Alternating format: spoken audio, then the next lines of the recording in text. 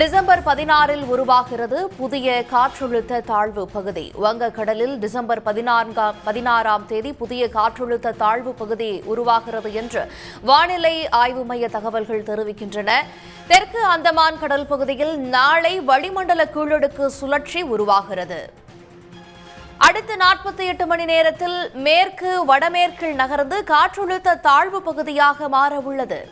வங்கக்கடலில் டிசம்பர் 16 புதிய காற்றழுத்த தாழ்வு பகுதி உருவாகிறது.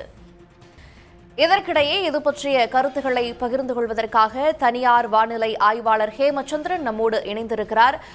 இணைந்தமைக்கு நன்றி திரு ஹேமச்சந்திரன். புதிய காற்றழுத்த தாழ்வு பகுதி டிசம்பர் 16 உருவாகிறது.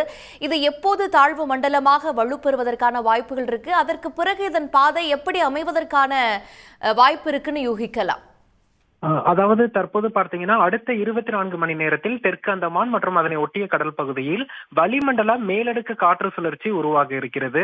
இந்த வளிமண்டல மேலடுக்கு காற்று சுழற்சி அதற்கு அடுத்த 24 மணி நேரத்தில், அதாவது டிசம்பர் 15ஆம் தேதி வாக்குல காற்றழுத்த தாழ்வு பகுதியாக மாறும் என எதிர்பார்க்கப்படுது.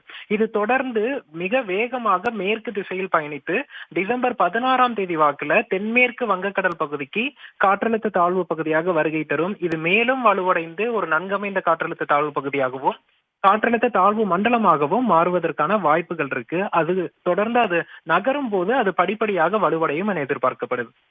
இப்போ தெற்கு அந்தமான் கடல் பகுதியில இது வளிமண்டல கீழடுக்குல இந்த காற்றழுத்த தாழ்வு பகுதிங்கிறது உருவாகுது. தெற்கு வடமேற்கு திசையில நகரும்னு கணிக்கப்படுறதா நீங்க சொல்றீங்க.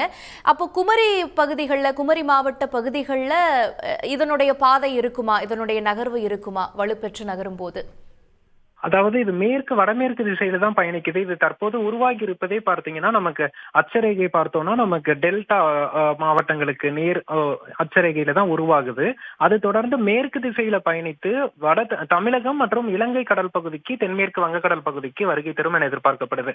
அப்படி பார்க்கும்போது இது ஒட்டுமொத்த தமிழகத்திற்குமே மழையை கொடுக்கும் வகையில் அமையும். குறிப்பா வடகடலோர மாவட்டங்கள், டெல்டா மாவட்டங்கள்ல பரவலாக நம்ம பருவமழை தீவிரமடைந்து மழைப்பொழிவை கொடுக்கும் அப்படின்னு எதிர்பார்க்கலாம் டிசம்பர் 17-18 தேதி.